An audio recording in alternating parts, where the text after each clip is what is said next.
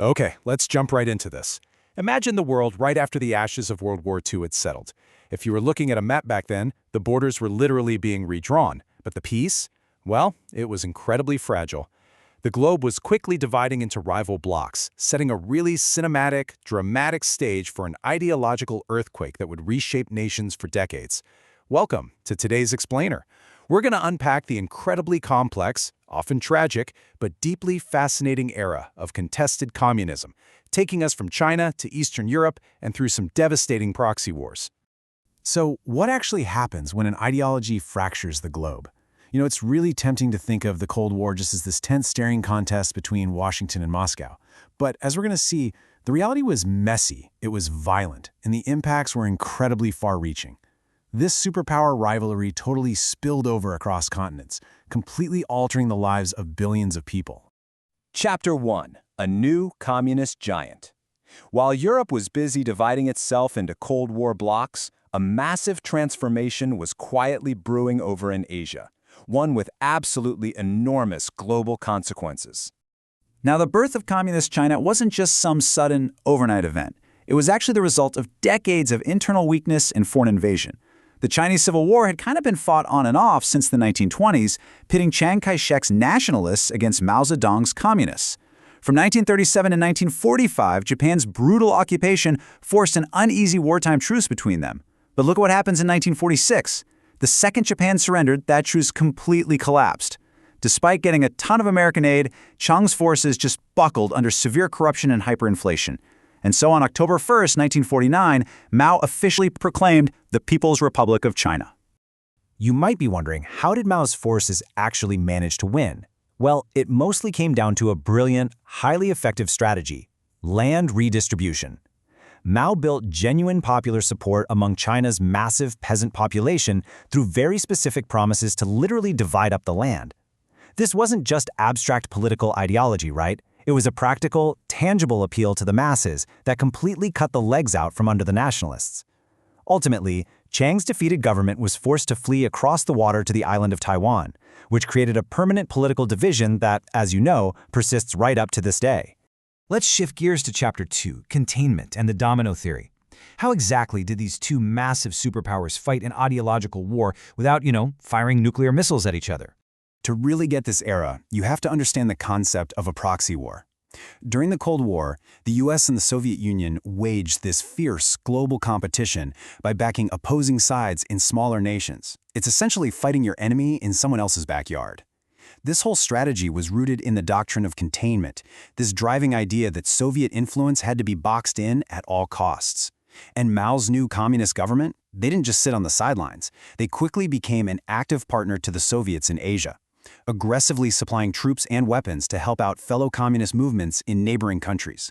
This quote right here perfectly captures the mindset of American policymakers at the time.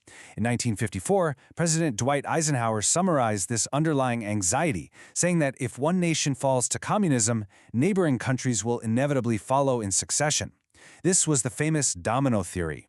It became the core justification for massive American geopolitical interventions, ultimately drawing the U.S. into devastating overseas conflicts just to protect its sphere of influence.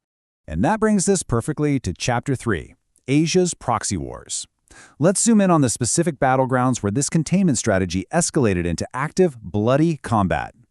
The speed at which these proxy wars escalated was just breathtaking. In June 1950, Communist North Korea, backed by both the Soviets and the Chinese, invaded South Korea. This triggered a really swift UN intervention led by the US, which featured General Douglas MacArthur's daring counteroffensive at Incheon. After Chinese troops jumped into the fray, the fighting just bogged down into a stalemate, until a 1953 armistice roughly restored the original borders. Meanwhile, further south, President Lyndon Johnson was rapidly escalating U.S. involvement in Vietnam following the 1964 Gulf of Tonkin Resolution. But after the absolutely shattering 1968 Tet Offensive and years of grueling combat, President Nixon began de-escalating. That culminated in the 1973 Paris Peace Accords and eventually the total fall of Saigon in 1975. Before we move on, it's absolutely crucial that we pause and acknowledge the human cost here. Behind all the high-level geopolitics and map drawing are just staggering casualties. The Vietnam War claimed over 58,000 American lives and an estimated 2 million Vietnamese civilians. 2 million. And that's alongside the roughly 36,000 Americans and literally hundreds of thousands of Koreans and Chinese who died in the Korean conflict. The human toll was truly devastating. Let's pivot a bit for Chapter 4, Internal Upheavals in China.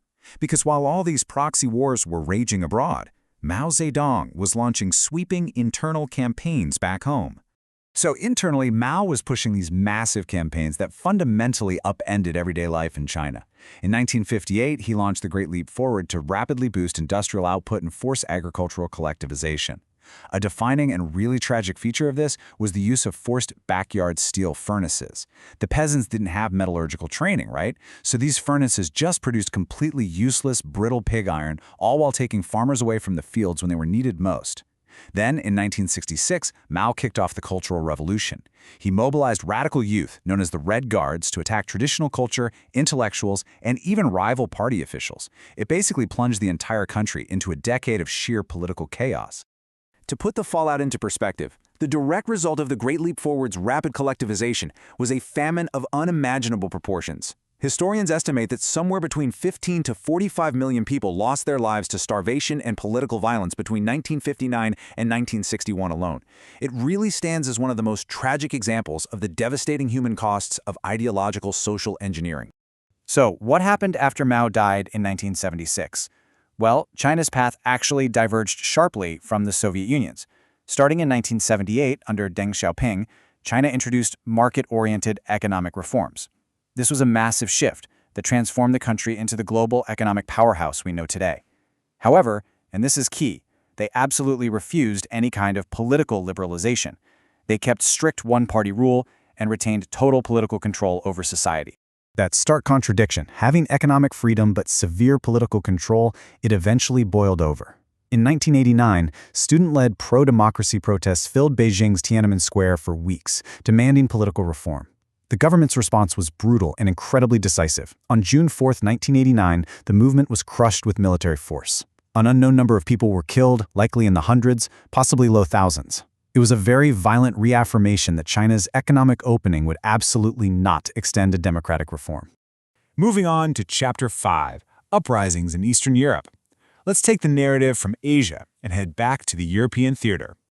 The fractures happening inside the Soviet bloc were just as significant as what was happening in Asia. Way before the famous revolutions of 1989, there were some really daring challenges to Soviet domination. In Hungary, back in 1956, reformist Imre Nagy promised to leave the Warsaw Pact. The Soviet response? They literally rolled tanks in, killing thousands and forcing 200,000 Hungarians to flee their homes. Then, in 1968 in Czechoslovakia, Alexander Dubček kicked off the Prague Spring reforms, promising what he called socialism with the human face. Once again, Moscow made their limits crystal clear, launching a Warsaw Pact invasion with 500,000 troops to brutally shut down the reform movement. And that brings us to our final chapter, Chapter 6, The Enduring Legacy. What does all this mean for us today? These mid-century conflicts, they aren't just dusty history. Their scars are highly visible right now. Because the Korean conflict ended with just an armistice and no formal peace treaty, the peninsula remains divided by a heavily militarized DMZ.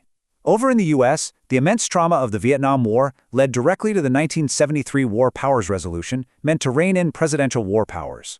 The superpower rivalry just kept going too. The Soviet invasion of Afghanistan in 1979 sparked a brand new, decade-long proxy war. And those crushed European uprisings we just talked about, they didn't disappear. They kept the traditions of resistance simmering, laying the critical groundwork for when Soviet control finally started to crack in the late 1980s. So that leaves us with this final provocative thought. When you look at the news today, how do the scars of these historical proxy wars continue to shape our modern geopolitical map? From the divided Korean peninsula to the incredibly complex relationship between the US and China, the ideological earthquakes of the mid-20th century are absolutely still echoing all around us. Thank you for hanging out with me for this explainer. I really hope this deep dive helped illuminate a profoundly complex era, and I hope it leaves you eager to dig even deeper into our shared global history.